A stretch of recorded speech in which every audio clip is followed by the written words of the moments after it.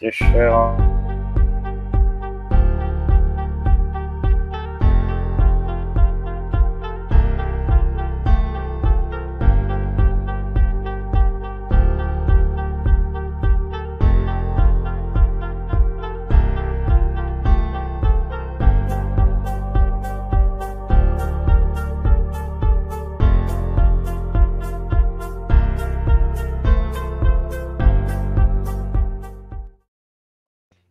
Well, hello and welcome to Action Theater Presents Something Wicked This Way Comes.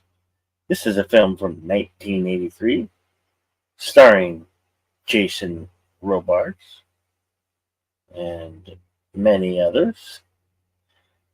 This is one of my favorites. Says you could almost call this film Forgotten Disney because this is made and put out by Disney back in the early 80s.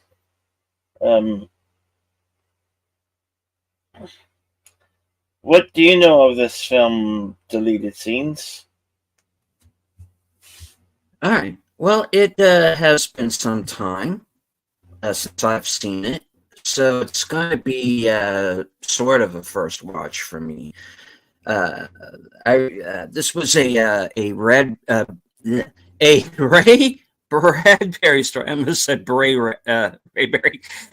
This is a Ray Bradbury story made into a film in 1983. Like Bill said, a movie that's been kind of lost to time, and I'm not sure there's even I'm not sure this went past the VHS stage. I've never seen it on DVD, Blu-ray, or 4K, and this is a movie that is very deserving of one. Now, consulting scrolls, and by scrolls I mean IMDb Pro. This film was released April 29th, 1983, at an estimated budget of $19 million.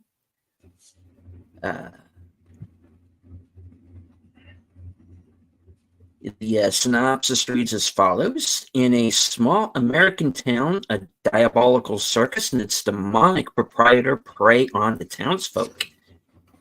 It is rated PG, but it's 1983 PG. And, yeah, a whole different type of PG. It slaps, my friend. Yeah. This movie is closer to what a PG-13 would probably be now. It would be at least that now. But back in the day, yeah. So buckle up for this one. Great leading cast, of course. Jason Robards, Ellen Geer, Pam Grier, James Stacy, Diane Ladd, Royal Dano, a lot of familiar faces. Angelo Erzito, who you might remember from Mad Max Beyond Thunderdome, and also Freaks. He had quite a storied career. Arthur Hill, who some of you might remember from the Andromeda Strain. Yeah, you should recognize a number of faces in this, and of course, as the villain of the piece, Jonathan Pryce, and this was playing Mr. Dark, and this was actually the first movie I remember seeing him in, and he made quite an impression indeed. So, yeah, been a while since I've seen this one. Really looking forward to it. The runtime, according to IMDb, is approximately 95 minutes. So this is the movie that does not waste its time. Once it gets started, it goes. So, yeah. I do want to say hello to some people who have joined us in the chat. Loyal Blue Wrench, channel member, Bird Woman of YouTube. Watch out for her second channel, Fluff Check Productions. Connie Cleary, leaving a member chat. Thank you for what you do. Yes, thank you. Yeah. This is all Bill. I'm along for the ride, really. And of course, the greatest Snortopoopus on YouTube. Keeper, Snortopoopus welcome. Keeper. Ow! All right. So, as much as we'd love to show you these here on YouTube, we absolutely cannot, due to copyright law. We are restricted here on YouTube, so we cannot, as much as we'd like to. So you'd have to find your own copy if that's possible, or find it on some streaming platform. But here, we'll give some commentary as the film goes along. We will, if you follow us over here to the screening room, it should be pinned at both of our top of our chats, and I will start the film. All right. Give me a second. As Bill said, there are copyright issues showing the movie live, or else we very much would. And we do not want Mr. Dark to come after us. So we want the Carney folk to like us. So as soon as the movie is up and running, I do want to remind everyone to please hit the like, share out the stream.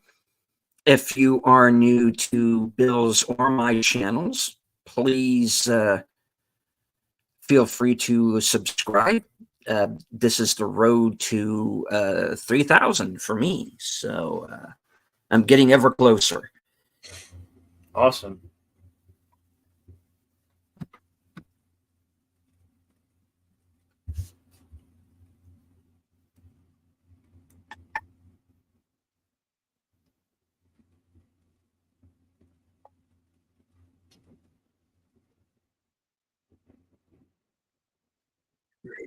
There is something wicked this way comes.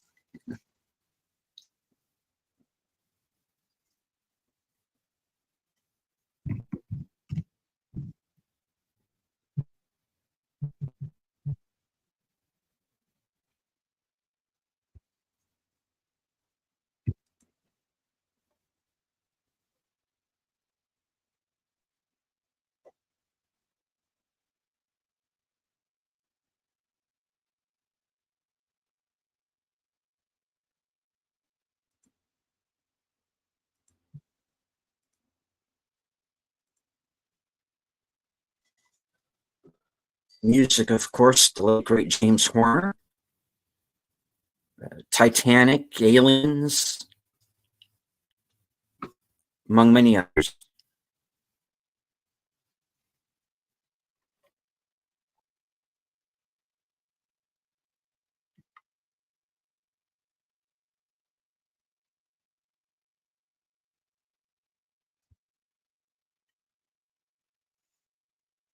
Ray Bradbury writing the screenplay for the film as well.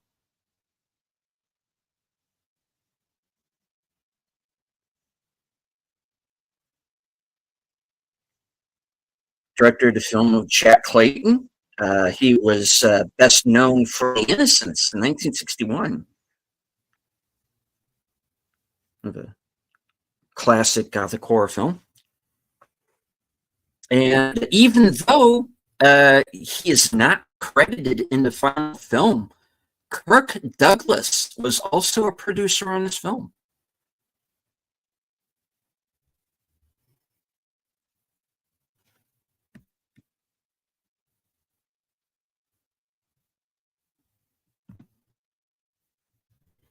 This back in the 80s, this got a lot of airplay on like HBO and Showtime. If you had cable and those various pay stations.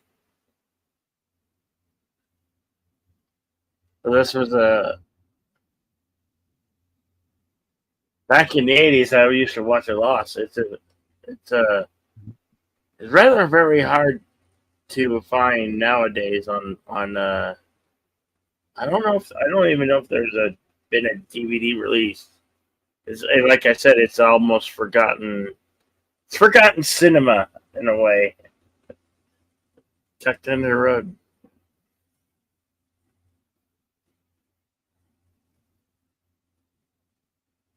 There's some elements in this film that this kind of sticks with you, especially when you're a 10-year-old kid. You know,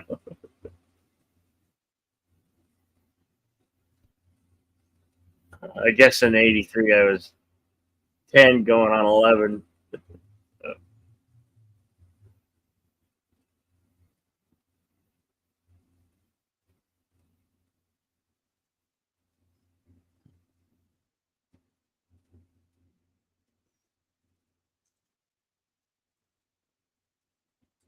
And of course, that's James Stacy there, was at one point a big television star. And he had been in a very bad vehicular accident and lost his arm and leg.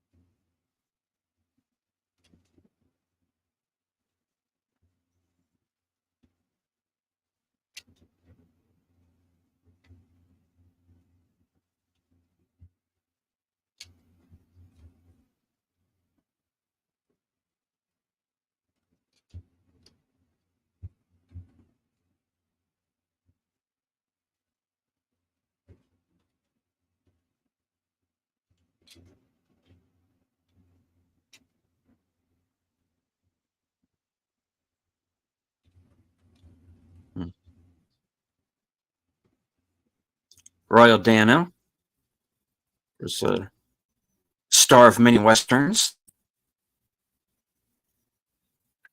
Yep.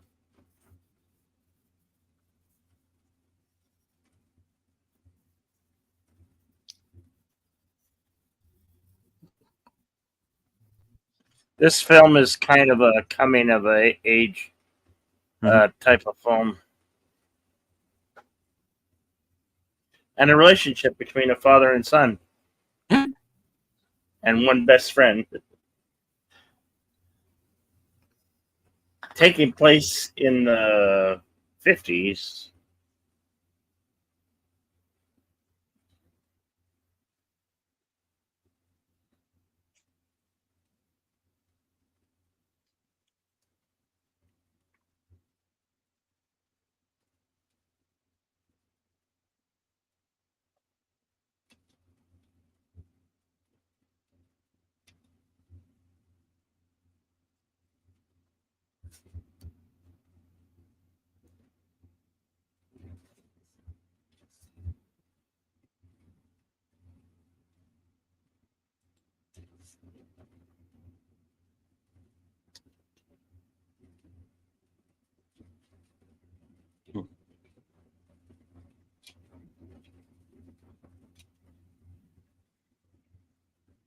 And of course, this is kind of a heads up as to how Mr. Dark is able to kind of bring Jim Nightshade so easily under his sway. He kind of becomes the father figure for him that's not there, and he uses that kind of against him.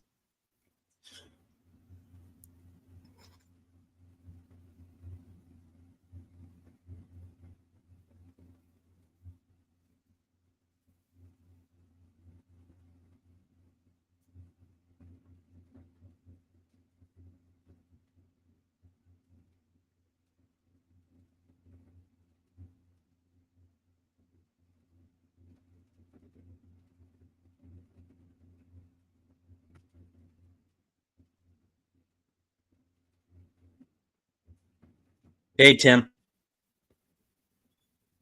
Hello, Tim. Yeah, we're just a few minutes in. We're like, yeah, still getting the setup to the story. We're exactly 8 minutes, 50 seconds.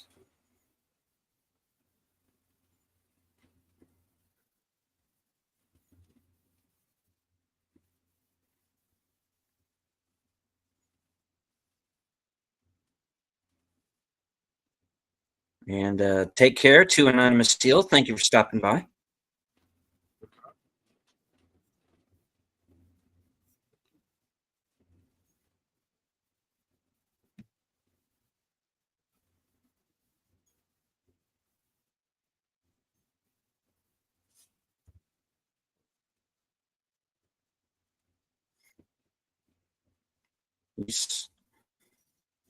He's not wrong.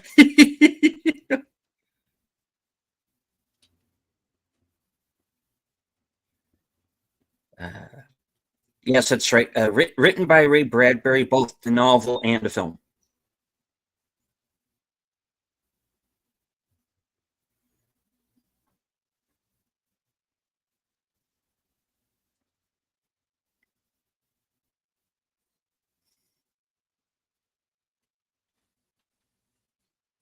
Diane Ladd,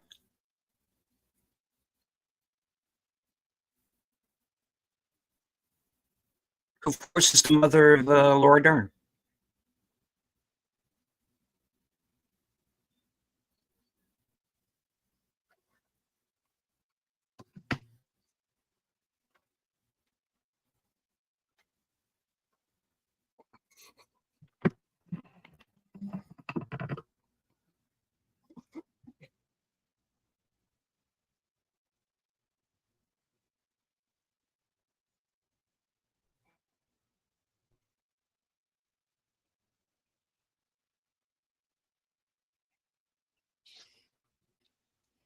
It looked like $1.50.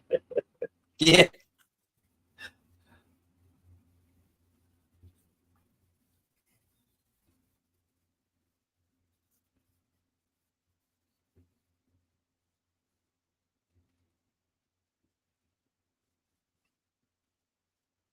This is probably the either Universal backlot or the Warner Brothers backlot. Hmm. A lot of studios in California where this could have been. Not sure which one.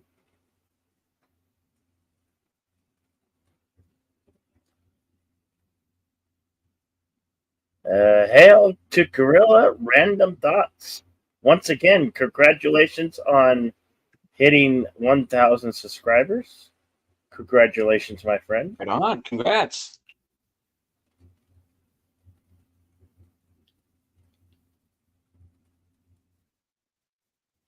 No worries, Gorilla. Yeah.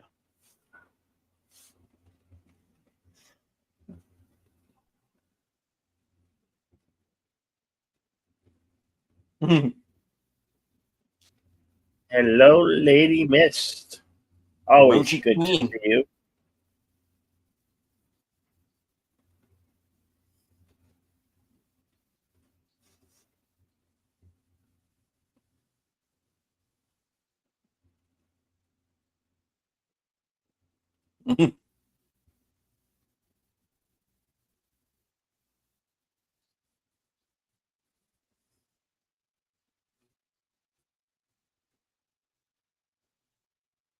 Jack Dodson, of course, you might remember from Andy Griffith.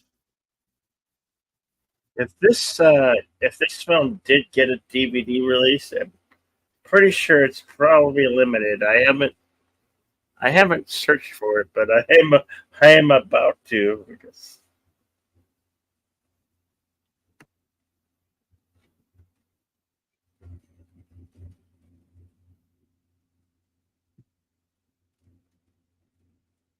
I always have enjoyed this film.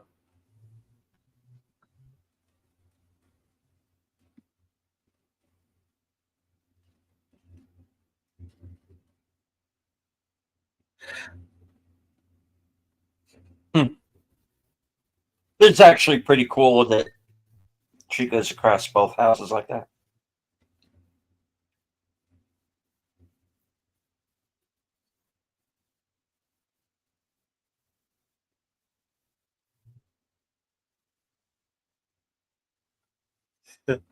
How convenient that a flyer that happens to be blowing in the wind and just lands in his hands with a message saying there's a carnival coming to town or that's in town. And what do two prepubescent boys want to do? They want to Of go course, to the carnival you have the and character in the background ride. there kind of coming around. Nice touch.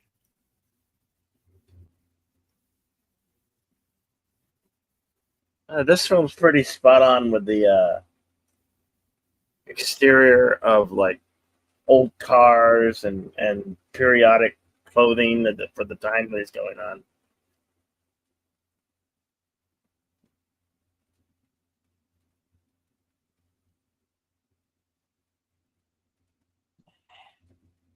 The litter.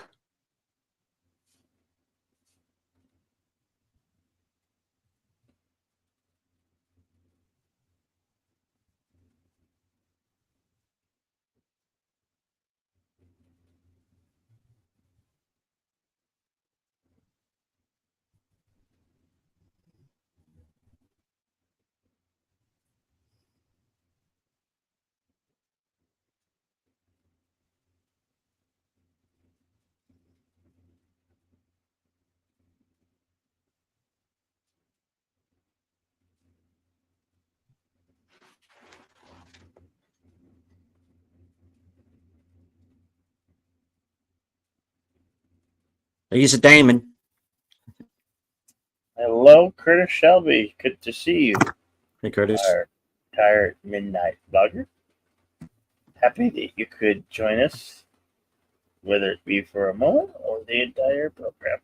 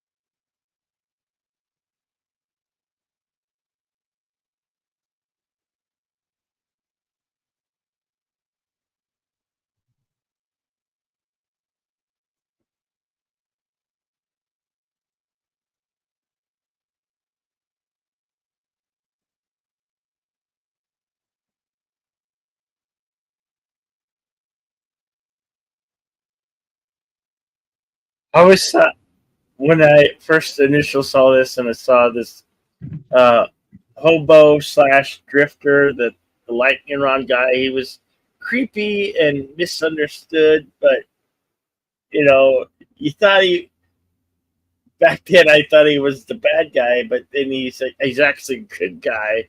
It Yeah. just kind of you know misunderstood and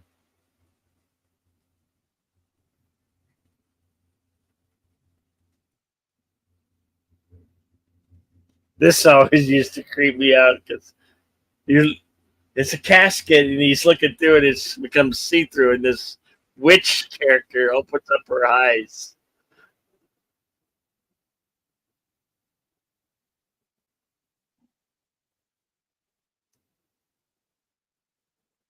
I believe 1983 also was the same year that A Christmas Story came out. So back then I it was sometimes misunderstood that you could easily get the two films mixed up because they're uh, taking place in around the same time in the 50s. Or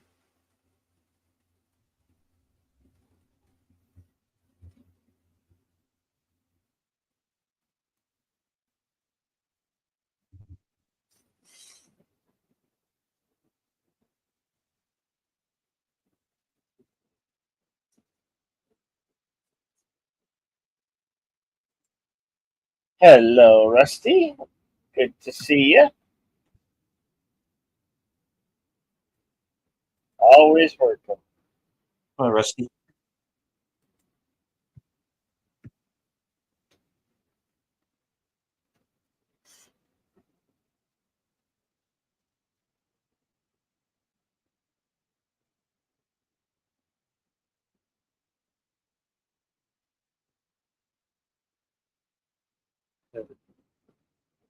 This traveling carnival house a weird train as well.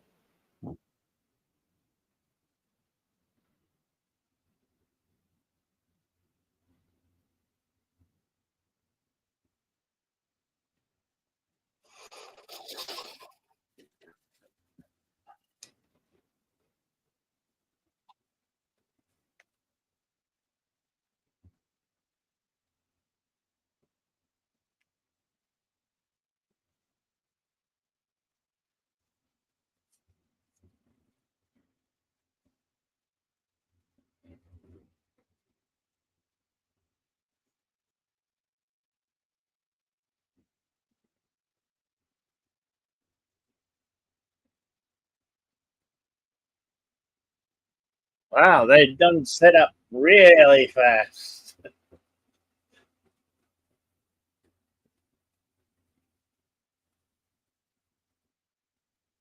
They've already got carnival rides up.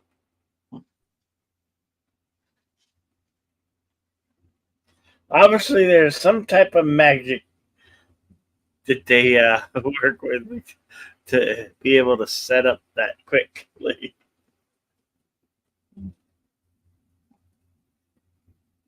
Here you had one a train arriving in town, and then you next second the carnival is almost all set up. It's like, and these boys are going, how they do that?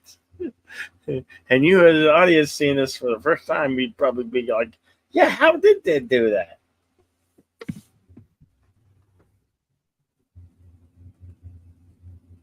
So they're snooping around like a fortune teller's trailer or something. And she's secretly watching and listening to them.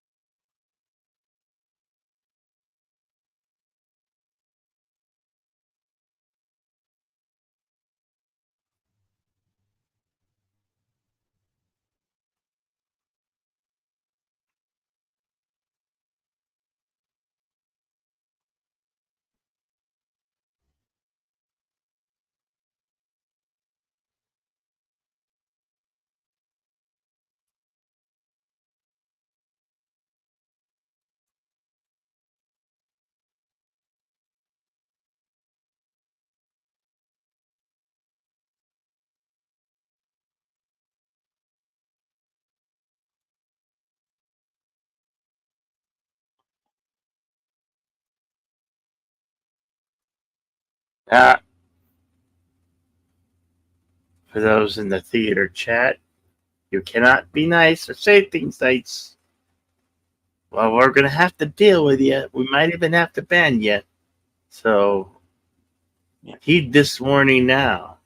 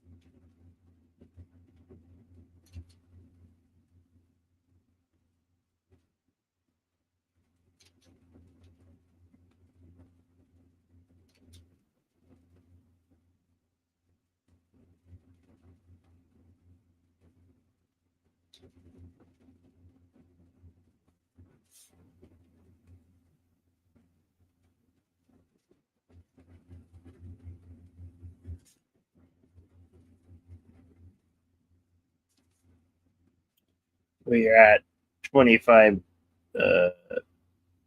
2507.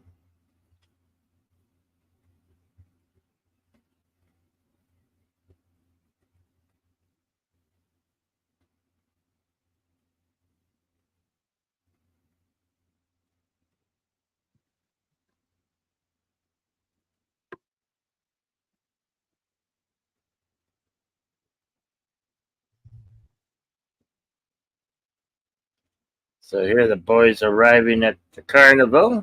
They're in the daytime. Dark's premium carnival.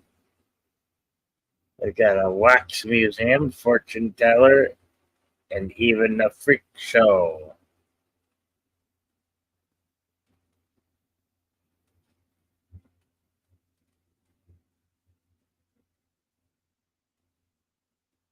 And of course, parlor games.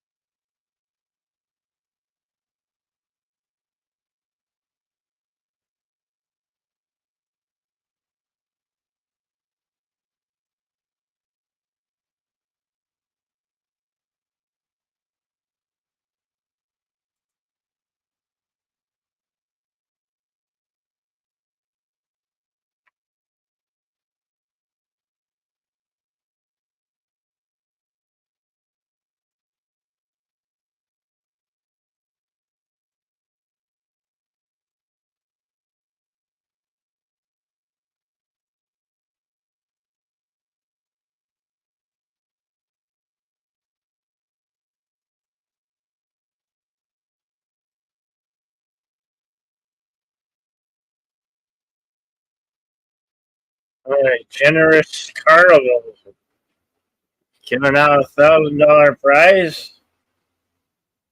That's some would say that's insane.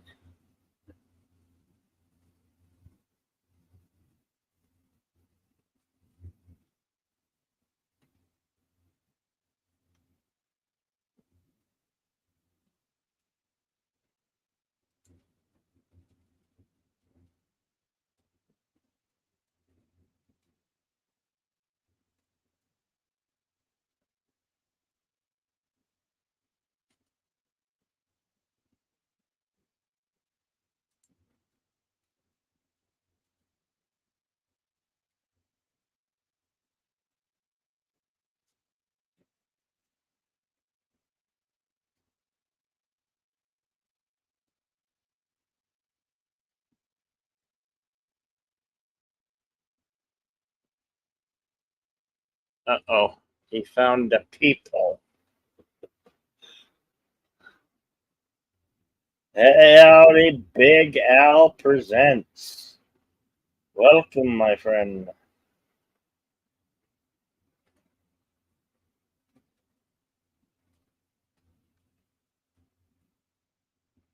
Oh wow! Yep, something wicked this way. I'll be joining We Al are next Friday for the crawling on. we are at Tomorrow night, actually. 3119.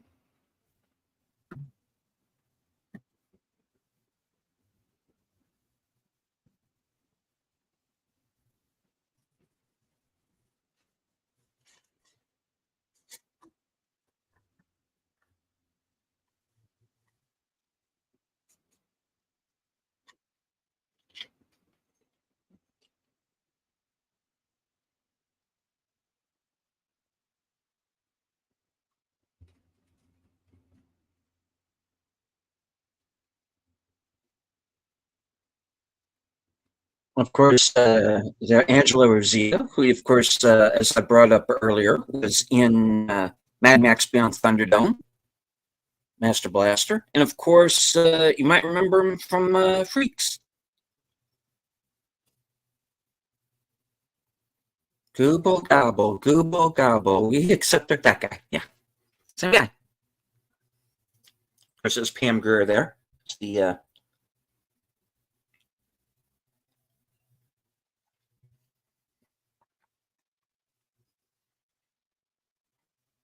well, is she a witch or just like a demonic spirit, or what would you consider the I fortune would teller to be? probably classify her as a witch. Okay. Uh, a witch gypsy. Hmm. She's definitely up to no good. Hmm.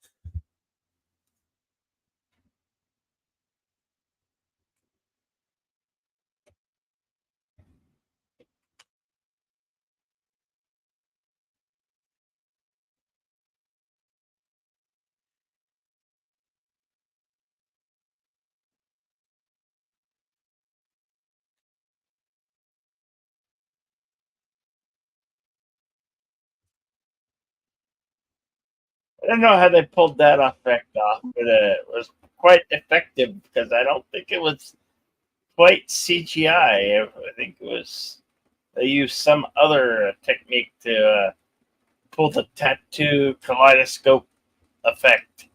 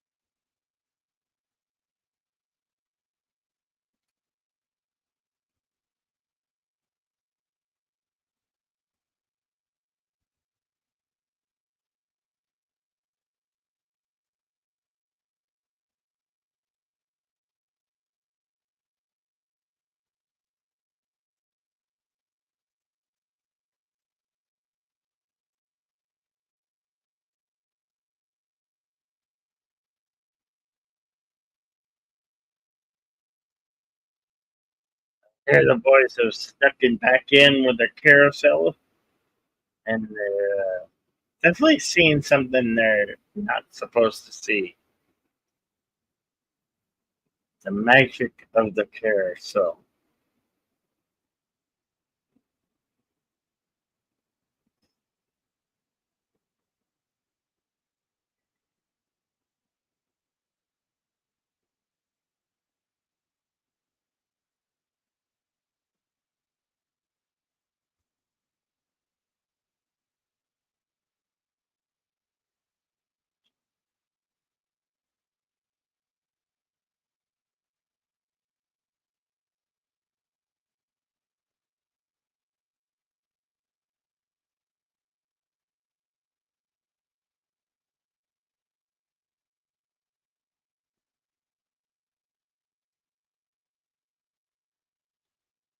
Evidently, running it carousel backwards renders you years younger. You'll get younger and younger with each revolution.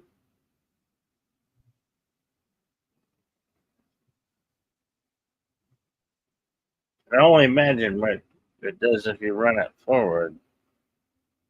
Ooh, that's a scary thought, right? Yeah, indeed.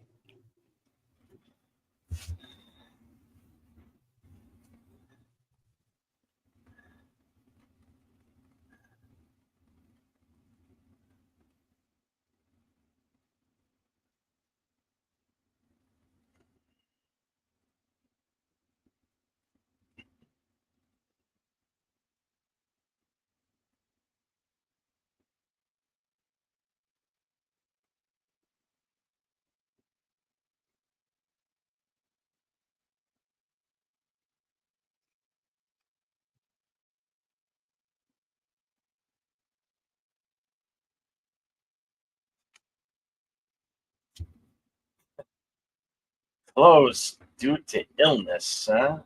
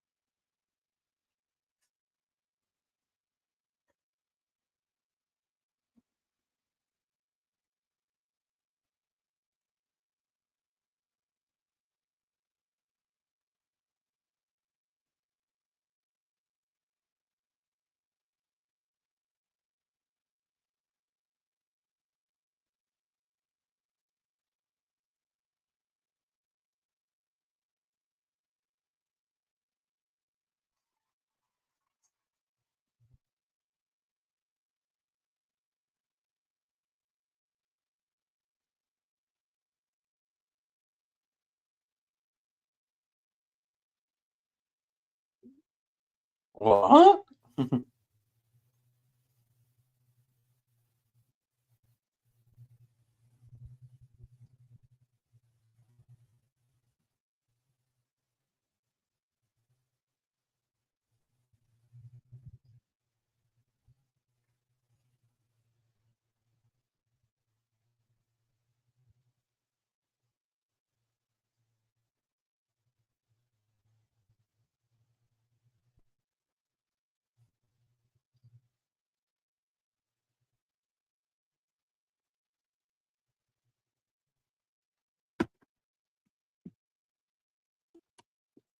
Now let this be a lesson to you. I'm bigger than you, you know. Mhm. I like how he's still trying to be intimidating, yet he shrunk in size. You just gotta give him the evil eye. Maybe that. Oh, oh, oh! He's up to no good. Oh no! Ow! Boy, he knew how to fix him, didn't he?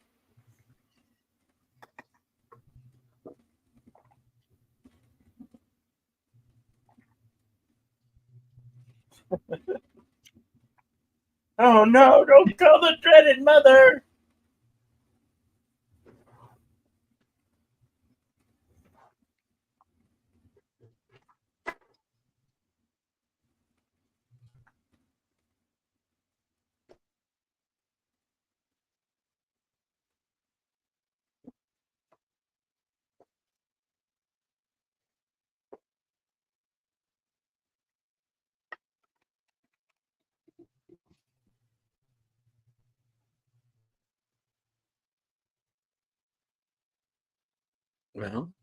Well, well.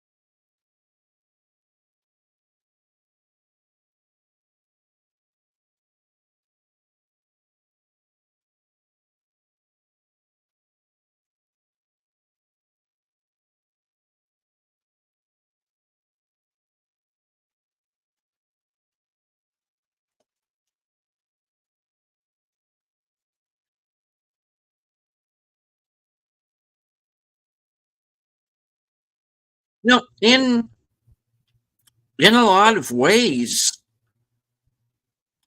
Salem's Lot sort of owes a little bit to this story because it's this kind of small town being taken over bit by bit from within, you know. Only here, you know, demons and witches, in that case, vampires.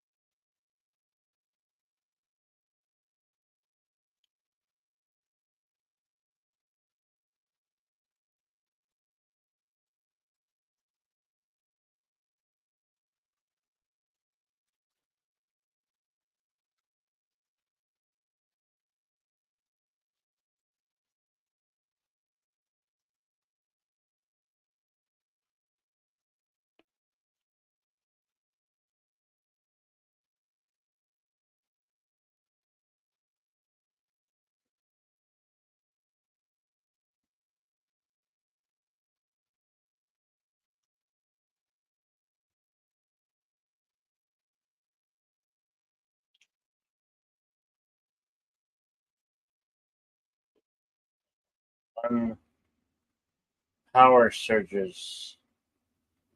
And here's that witch again.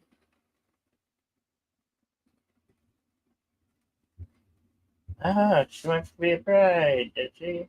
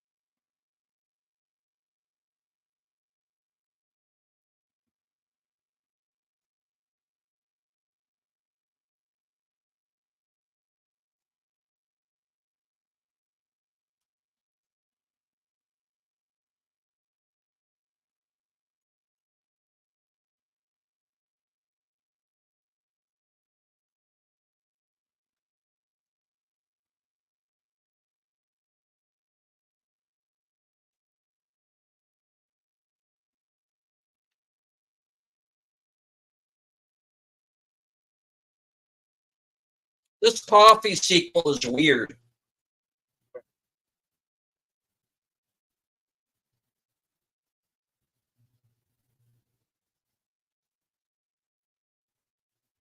What sequel?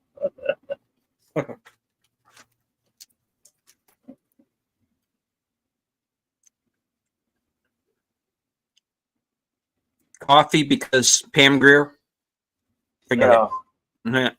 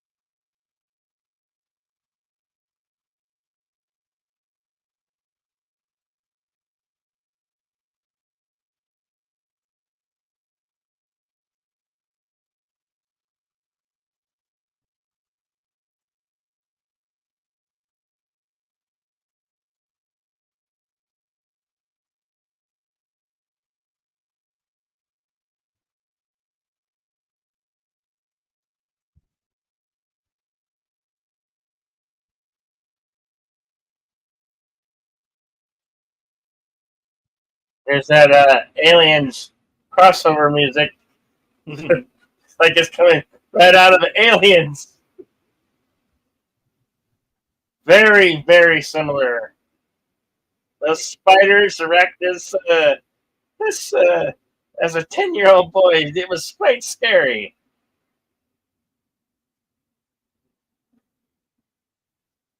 Talk about Arachnophobia.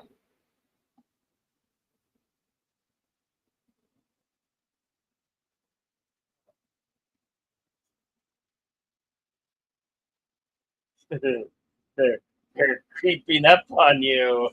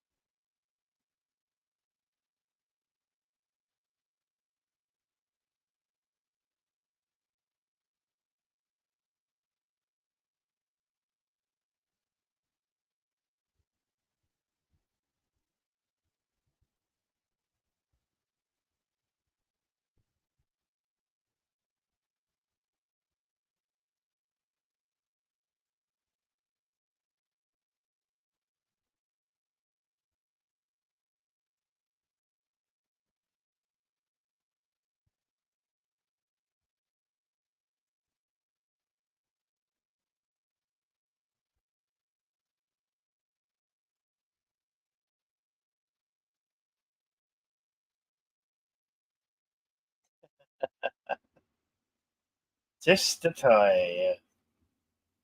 Toy drummer.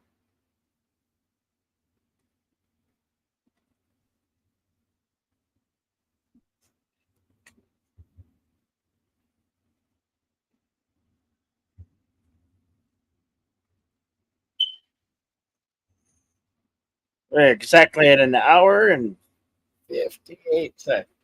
An hour?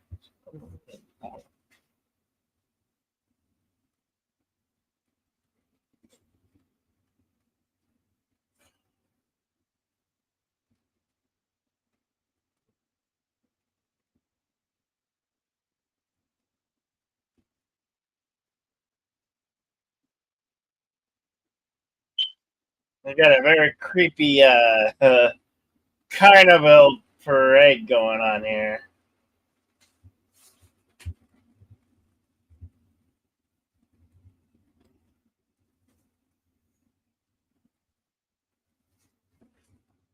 Now that's vintage, the old phone.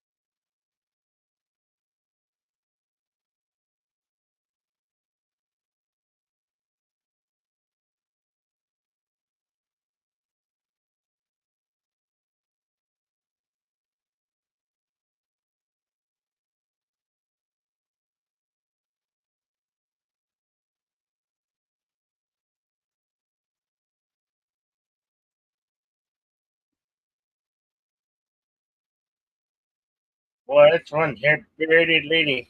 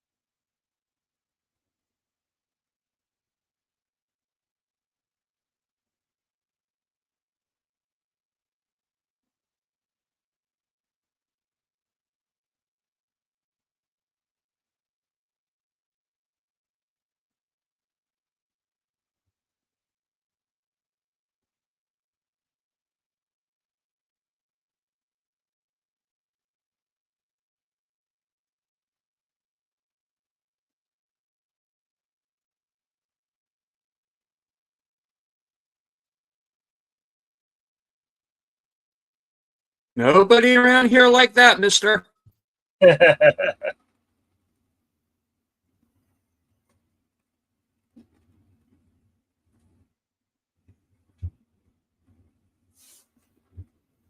Hoodlums, hoodlums, I say, hoodlums.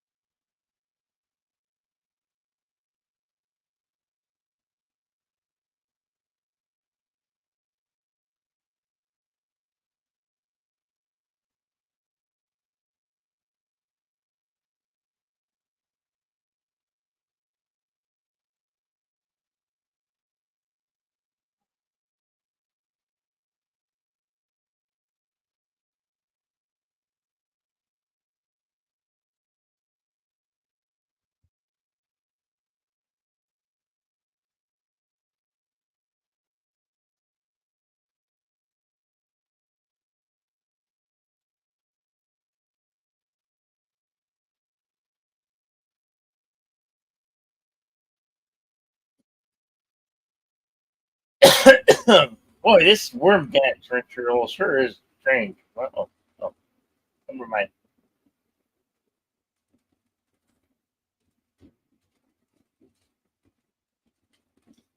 Can you play me something more cheerful, please?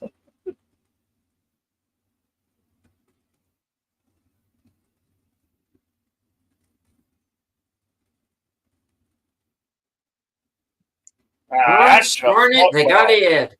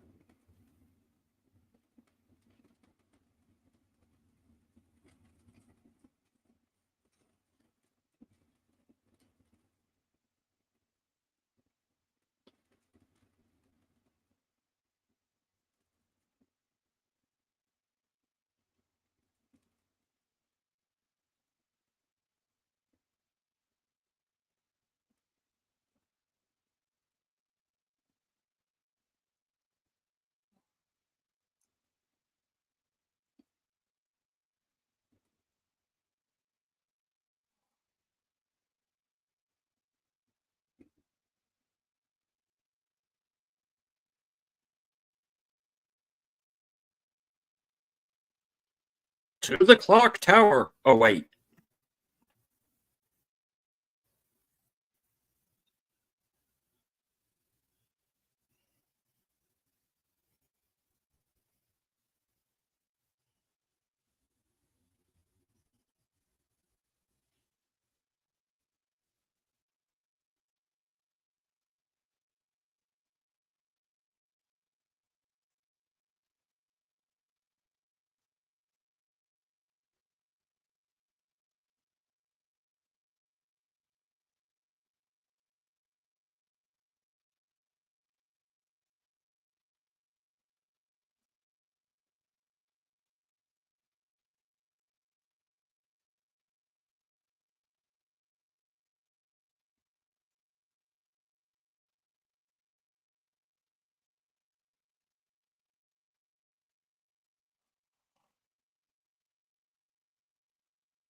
Huh?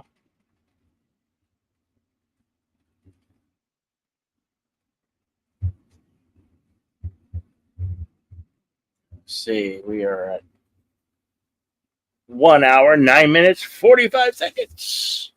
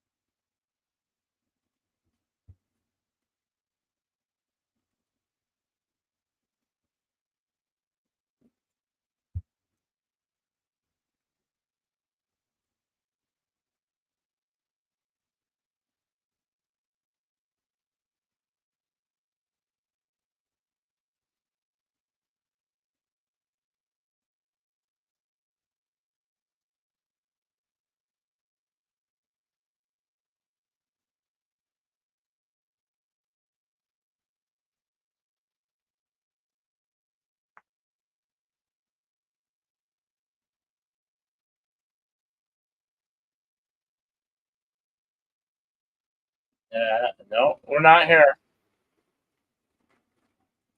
No, we're not here.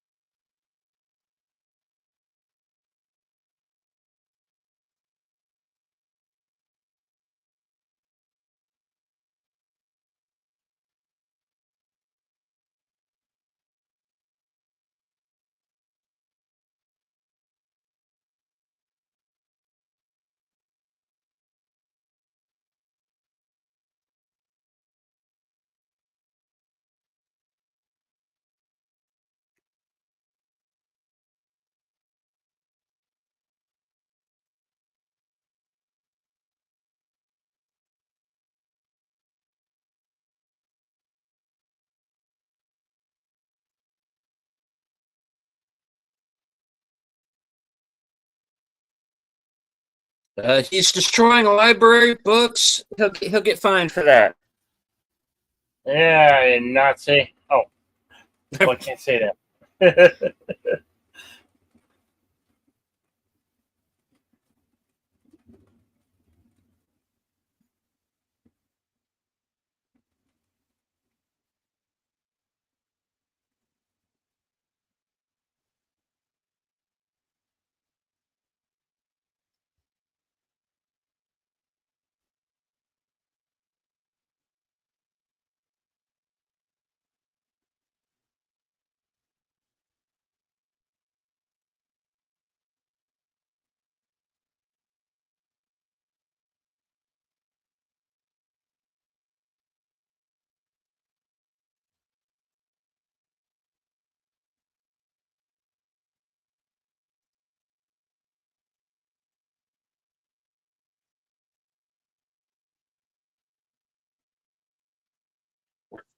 Ow.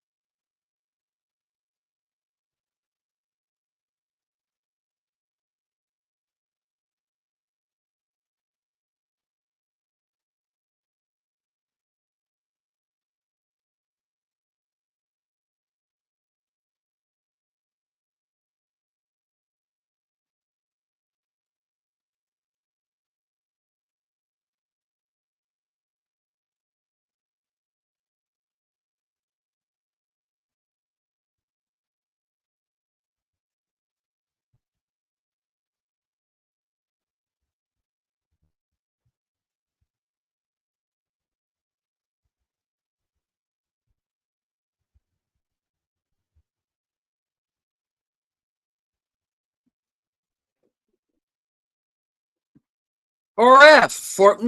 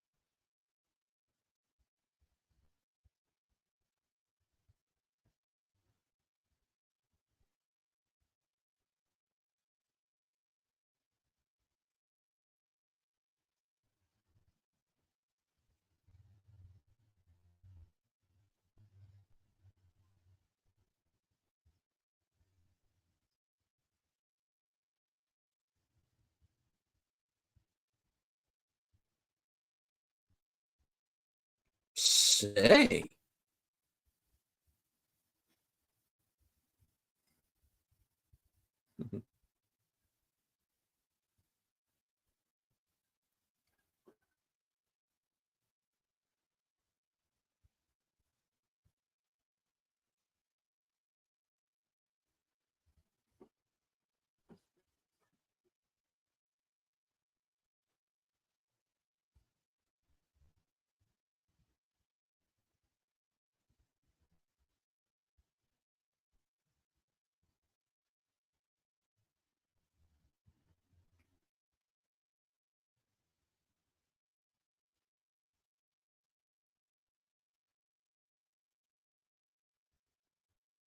I'm sorry, didn't you do that already?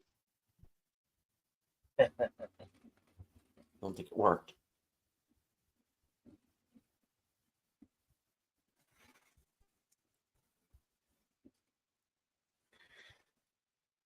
No, no, no, Tim. She was not in Soul Taker. That was Robert Zadar. What? Been thoroughly Zadarred.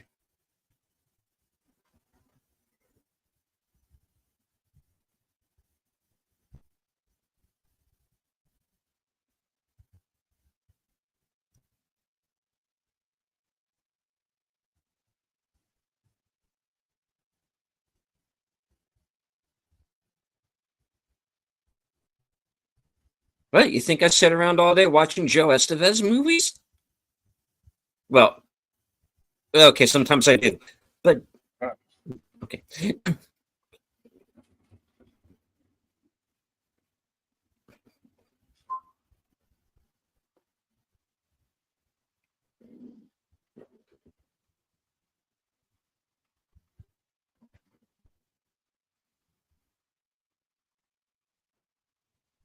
Because she's got a golden ticket. Sorry.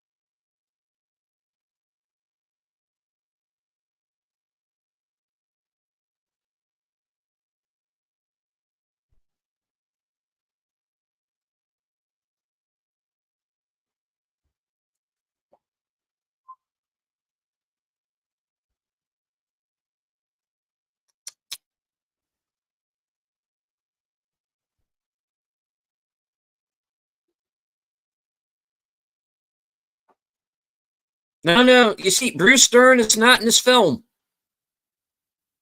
Just kind of I move unfortunate. forward. He would have been good. He's not in here. Okay.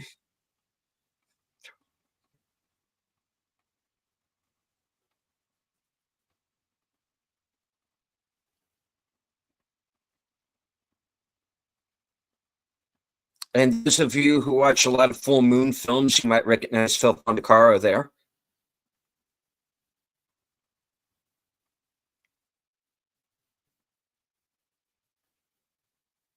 Which is another cool thing about this movie, you know, that even these like background characters that don't have any lines are like recognizable actors.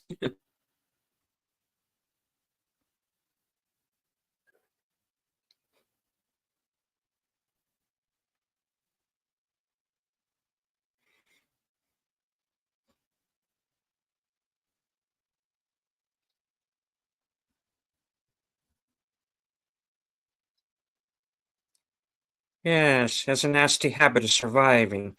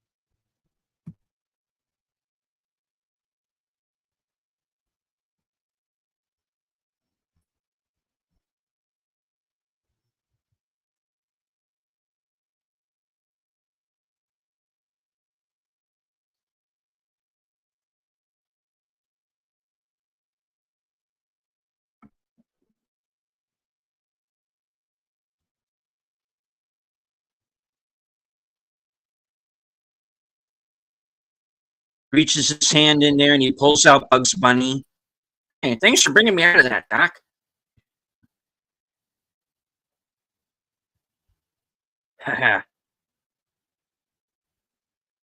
Fury seems a little upset.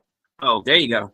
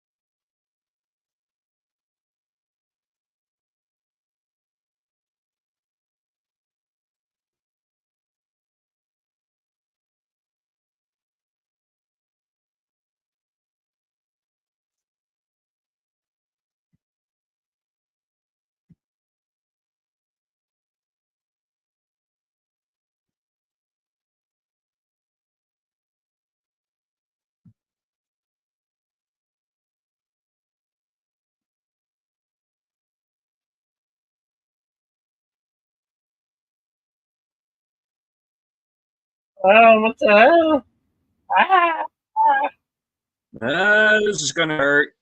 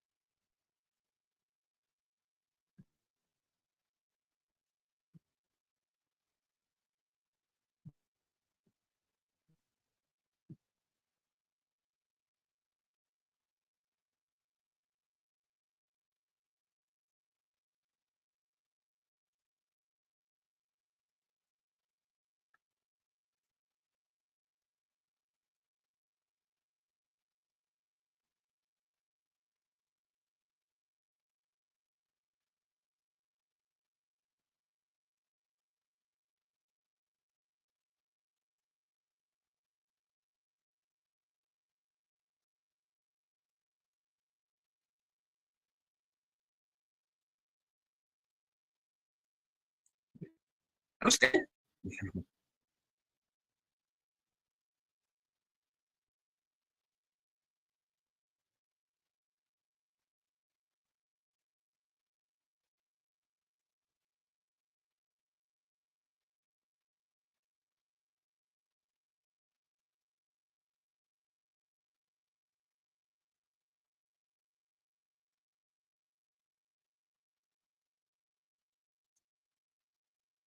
Then you turn to fake horses and actual horses.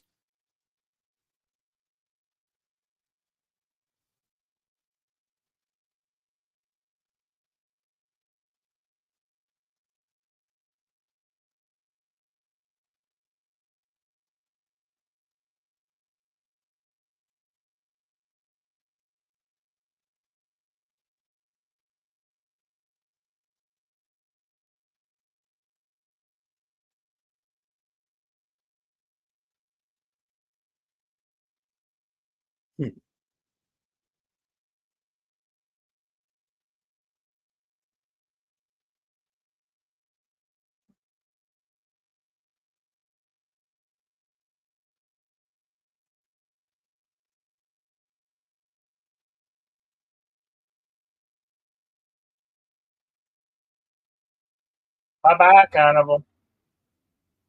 Get out of here.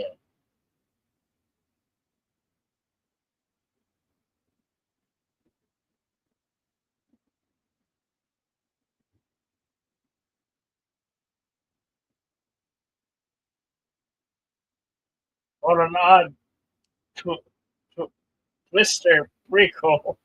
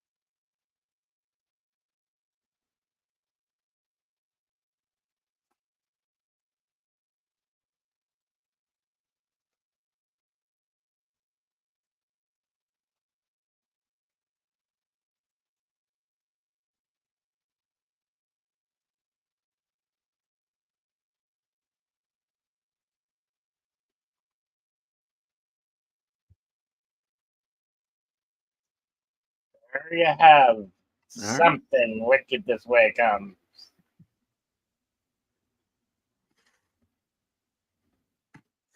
Let's see. Is there any scrolls to be? We will consult the scrolls. All right. Page jumped on me here. Give me a moment. No worries. All right. Something Wicked This Way Comes, directed by Jack Clayton, written by Ray Bradbury, based on his novel. Estimated budget of 19 million. Release date April 29th, 1983.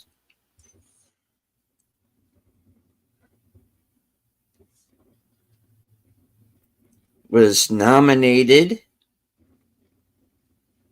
Best Dramatic Presentation at the Hugo Awards in 1984.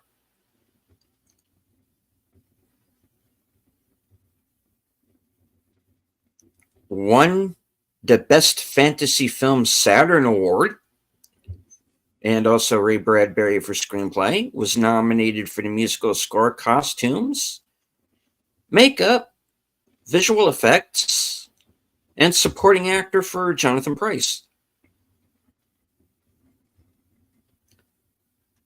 All right. Filming locations include Morrisville and Waterville, Vermont. Newhall, California.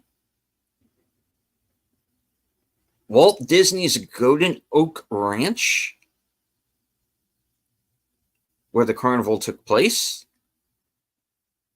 And Stage 2 at Walt Disney Studios, Burbank.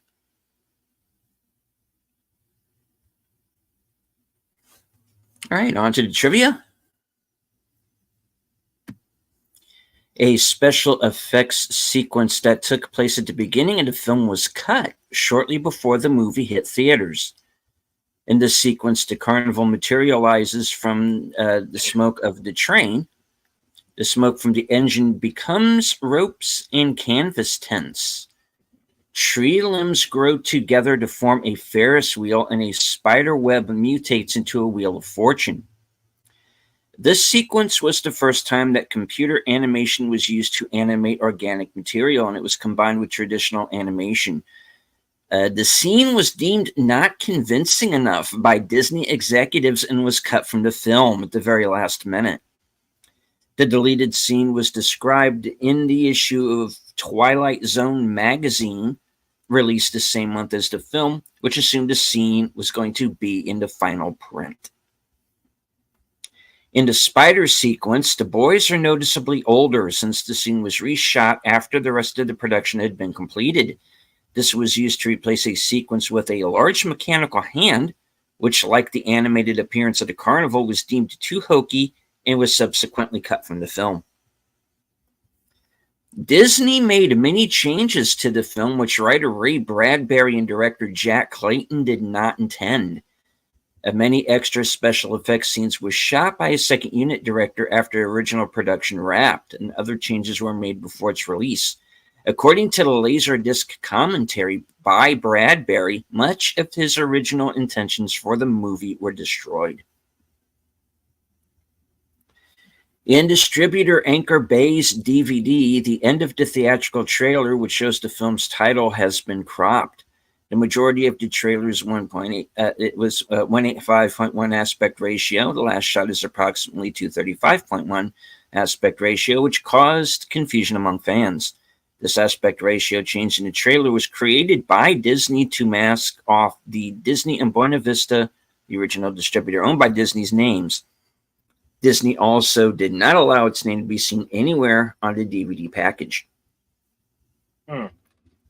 Ray Bradbury asked both David Lean and Steven Spielberg if they were interested in directing the film. By the pricking of my thumbs, something wicked this way comes is from Macbeth by William Shakespeare, scene 4, Act 1, spoken by the second witch. It may not be technically a Shakespeare quote. More recent experts believe that many of the witches' scenes, including their songs, were written. Were written by Shakespeare's pupil, Thomas Middleton. The lines, "And in despair I bowed my head, there is no peace on earth," I said. For hate is strong and mocks the song of peace on earth, goodwill to men. Then pealed the bells more loud and deep. God is not dead, nor doth he sleep. The wrong shall fail, the right prevail, with peace on earth, goodwill to men. Is from I Heard the Bells on Christmas Day, a Christmas carol based on the 1863 poem Christmas Bells by American poet from Maine, Henry Wadsworth Longfellow.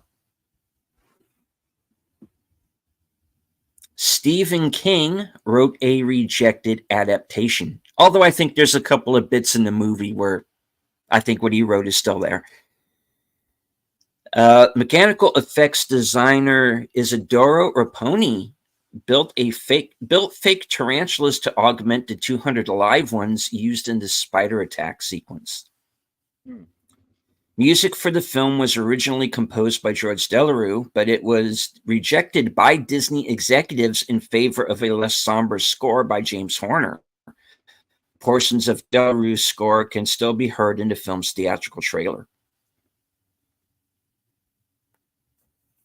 This was the last Disney movie to be released under the Walt Disney Productions banner. Later in 1983, the banner was replaced by Walt Disney Pictures. Sam Peckinpah briefly flirted with the idea of filming Ray Bradbury's story, but was unable to raise the necessary financing. I can see that. And he probably still would have had Jason Robards in it too. Yeah. Yeah. After a poorly received test screening, Disney held back the release of the movie for a year to re-edit, film additional and replacement scenes, including special effects sequences, with a second unit director, add opening narration, and hire James Horner to rewrite a completely new score, all of which added millions to the budget. When watching the film, it's quite obvious which scenes, such as the spider attack and the mirror maze climax, were filmed nearly a year after the original production had wrapped. Reportedly, Ray Bradbury and the original filmmakers were not pleased with the studio's intervention nor the effects added. The picture ended up being a flop when it was finally released in 1983, despite Disney's attempt to make it more audience-friendly. Ray Bradbury first wrote Something Wicked This Way Comes as a screenplay in 1952, after watching Gene Kelly Singing in the Rain, which Bradbury thought was the greatest musical ever made. Bradbury showed Kelly the screenplay, and Kelly was so impressed that he wanted to make it his next picture. When Kelly shopped the story around to potential backers in 1958, he was unable to raise money for the project. It was only after this failure that Bradbury rewrote the story as a novel, which incorporated some elements from his 1948 story Black Ferris, which was published in 1962. Bradbury dedicated the novel to Kelly. Pre-'80s Disney regulars Darren McGavin, Dick Van Dyke, and Dean Jones were the first considerations for the role of Charles Holloway. Walter Matthau, Jack Lemmon, James Garner, and Hal Holbrook were all also considered. Edward James Olmos was offered the role of Mr. Dark, but turned it down. Kirk Douglas bought the rights and originally intended to produce as well as play the role of the father. His son, Peter Douglas, remained on the project as producer. The show is called Mr. Dark's Pandemonium Carnival. The word pandemonium, Greek for all demons, was coined by John Milton in his poem Paradise Lost. It is the name of Hell's capital city, where Lucifer holds court. Lee Dyer was the director for the extensive reshoots and re-editing done after Jack Clayton was removed from the film. John Mortimer and John Culhane made uncredited contributions to the screenplay. Mr. Dark's Pandemonium Carnival took up 2 acres of Disney's Golden Oak Ranch backlot in Newhall, California. British actor Jonathan Pryce, who of course plays Mr. Dark, is an impressive 6 foot 1 inch tall, but during the parade scene, you can clearly see he is wearing 2-inch heeled shoes. This was done to make him appear extra tall and menacing, much taller than the surrounding cast. The town square set with the wrought iron gazebo is the same set used in Mr. Boogedy. James Stacy, who plays Ed, the bartender, lost his left arm and leg in a 1973 motorcycle accident that killed his girlfriend. Jason Robards was Ray Bradbury's only choice for Charles Holloway. When the train from the title first reappears in the movie, James Horner's score quotes a motif from John Williams' Darth Vader theme from Star Wars Episode V, The Empire Strikes Back, in a high-pitched, disharmonious variation played mainly by the strings. The source novel is set in Greentown, Illinois, the setting of a few other Ray Bradbury stories based on his hometown of Waukegan. Superstars Peter O'Toole and Christopher Lee were considered for the role of Mr. Dark, but were deemed too expensive. Jonathan Pryce, a relative unknown at the time, was more affordable. Ray Bradbury's novel had already been adapted as a low-budget British film, Something Wicked This Way Comes, which changed most of the character names, e.g. Mr. Dark and Mr. Cougar become Mr. Black and Mr. Puma. The short story, which served as the nucleus for the novel, was later adapted to television as The Black Ferris. Most of the filming was done between September and December 1981. Ray Bradbury felt this was one of the better film adaptations of his work, but regretted that some of his favorite scenes from the novel had to be left out due to special effects limitations.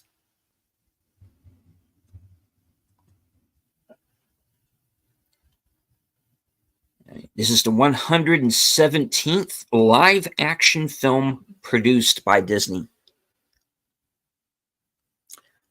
Hollywood creature creator Stan Winston worked in special makeup effects, but is uncredited at the end of the movie.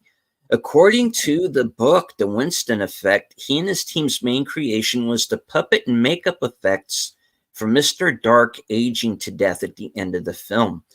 Most of the effect and a gruesome puppet had to be cut from the film for being too realistically grotesque and frightening. Cool. It's a horror film, Disney. Friggin' relax. Yeah. All right. And that is it for the trivia section of IMDb Pro. Let me see this real quick. Yeah. The budget, like I said, the budget for the film was estimated $9 million. The movie only made $8.4 million worldwide. So yeah, it actually, in its theatrical run, it was a flop. However, once it made it to cable and it kind of gained the cult status that it has, yeah, I mean, this is a pretty memorable film. I mean, that's why I didn't say anything through the library scene, because that's the scene that always comes to my mind when I think of this movie. So yeah, I'm glad we had a chance to sit down and watch this today, because it's really been a while. I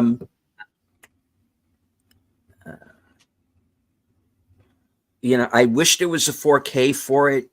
I think it deserves one. The fact that it didn't do well at the time, and kind of also the fact that Disney still technically owns this film, I think it's going to be a while, if ever, unfortunately. But Anchor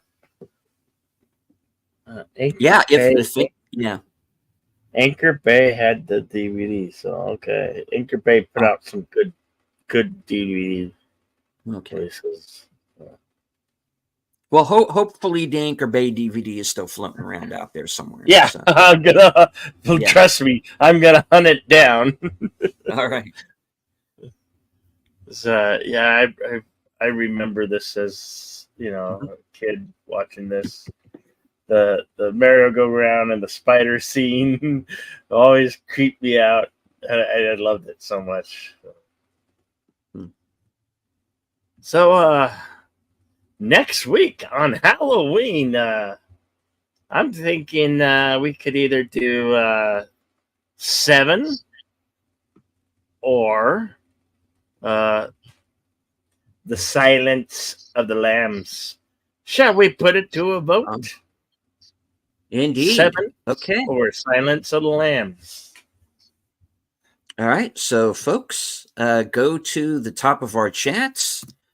There will be a poll up momentarily.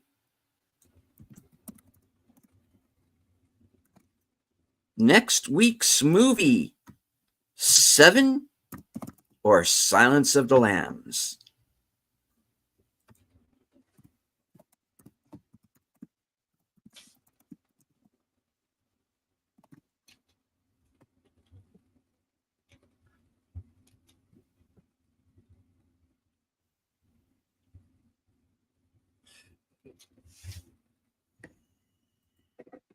All right.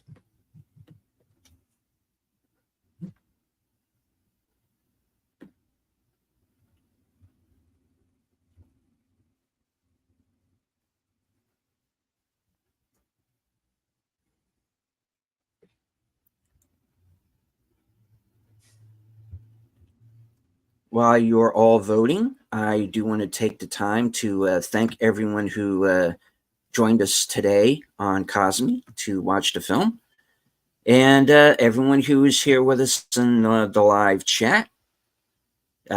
Lady Mist, Emoji Queen, Curtis Selby, the Tired Midnight Blogger, FKHC 2005, sometimes known as Tim, DJ Plain Ice, sorry I didn't see you come in.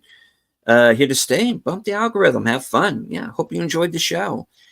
Big Al Presents, host of Films with Friends, where I will be appearing tomorrow night at 8 p.m. Eastern for The Crawling Eye. All right. Our friend, the bird woman of YouTube, Connie Cleary. Rusty was with us.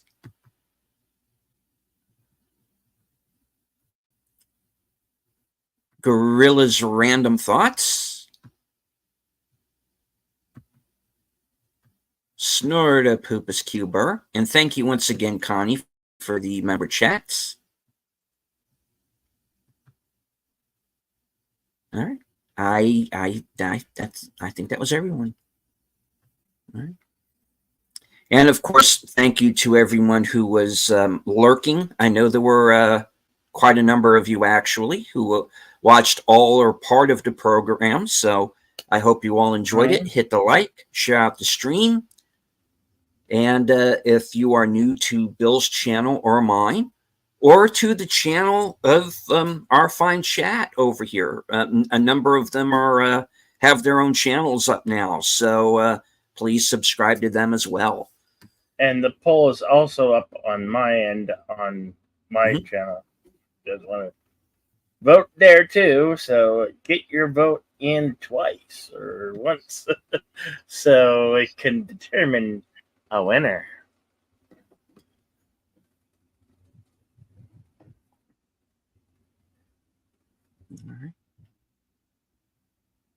Yeah, I thought about doing this for like I was thinking about doing a feature of forgotten cinema, and I was going to call it Forgotten Cinema, but I figured this is it's October and it's Halloween. This is has enough action in it to be considered an action film, and why not just run it today? So yeah, because I've actually been wanting to do it for some time. Yeah. Well, yeah, this movie definitely, it's a little over an hour and a half with credits, so it wastes absolutely no time. You're in it pretty early on. So, yeah, moves along at a pretty good clip. I mean, yeah, there were shenanigans behind the scenes, mostly, that dreaded studio interference. But I don't think it really ruins the film itself. Curtis is saying in the chat seemed quite different, but not entirely from the book. Not as good as the book, but still a good film. Yeah, I don't doubt that. And that's kind of the problem with adaptations too.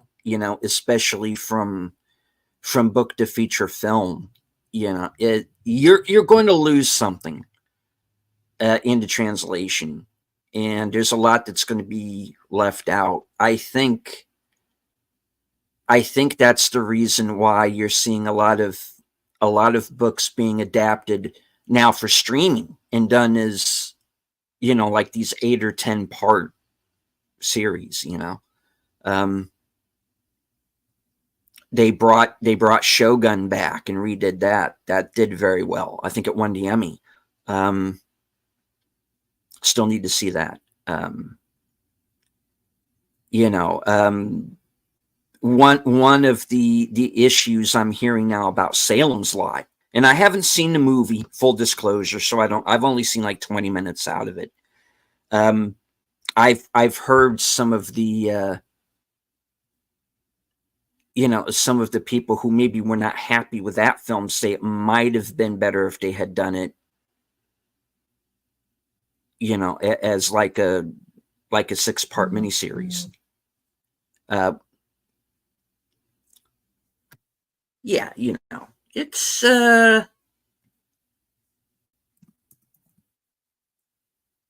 yeah, it's a double-edged sword adaptation, but full disclosure, I have not read Bradbury's book. All I know of this story is what you see in this film, and I'm a fan of it. I think it still works. For now, 41 years later, that I got to get my head around that for a moment, But yeah, I think it's fine. I think we might have enough votes on both channels to determine a winner. Because All right. I've got on my channel, we got 2 votes. So and they're declaring 7 the winner. And over on your side, Uh-huh. 8 votes with Silence of the Lambs in the lead. Yeah, so I think we can, with that, we can determine that Silence of the Lambs is a bona fide winner. What do you think? Fair enough. Yeah. Of course, the Oscar-winning adaptation of another adaptation of the Thomas Harris novel. Yeah. All right. So anybody who has not yet voted, you still got a moment or two here to let yourself be known. But we'll give it about another. Yeah. We'll give it a minute and a half here. Mhm.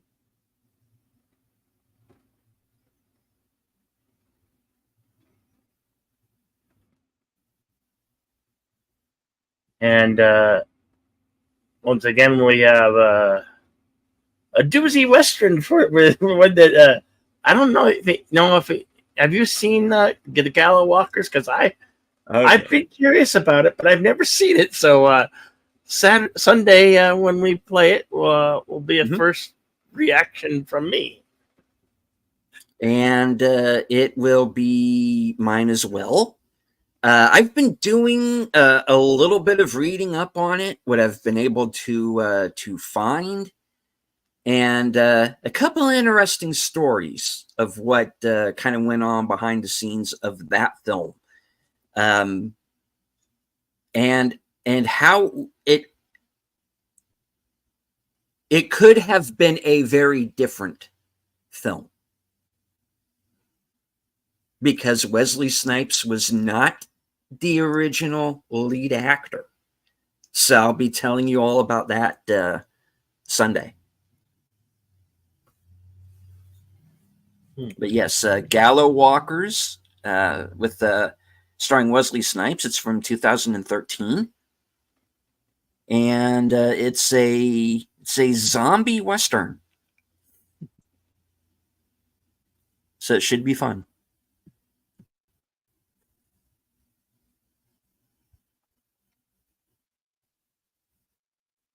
All right, four votes.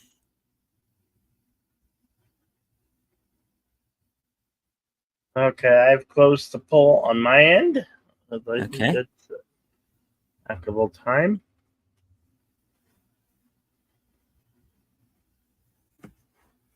All right, and 7 got all 4 votes on your end, so 100% to 0 on your end. Silence of the Lambs, 62% to 7's 37% on my end. So I think we got like almost a tie. Yeah. If not a tie. Yeah. Yeah.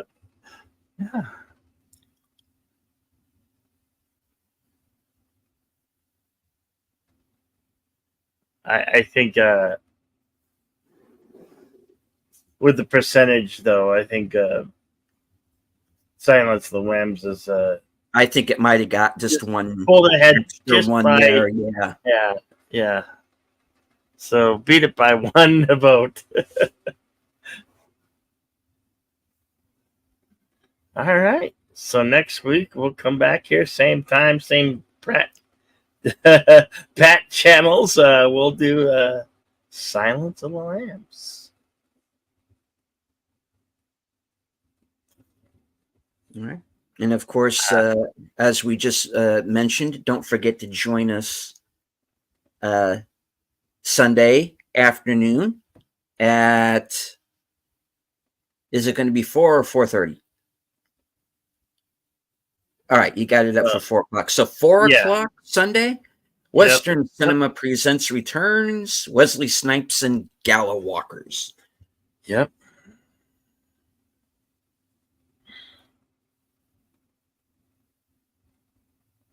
All right.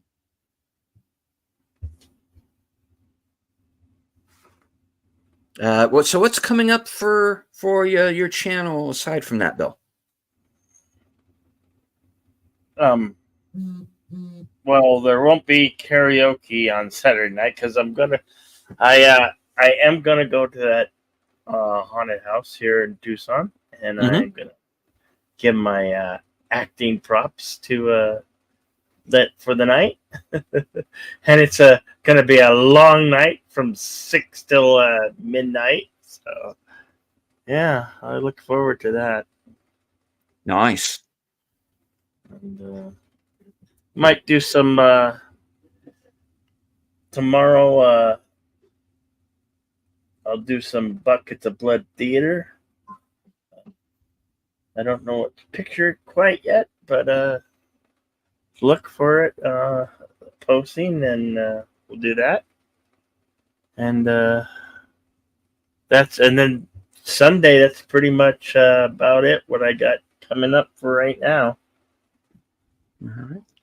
I'd like to thank each and every one of you. I appreciate you all coming out, and if you just dropped by, Connie, Curtis, Shelby, Lady Miss, FKHC 2005, some also better known as Tim, DJ Play Nice, Big Al Presents, Rusty, the Bird Lady of YouTube, Connie Clary, Gorilla Random Thoughts. Once again, congratulations on 1,000 subscribers.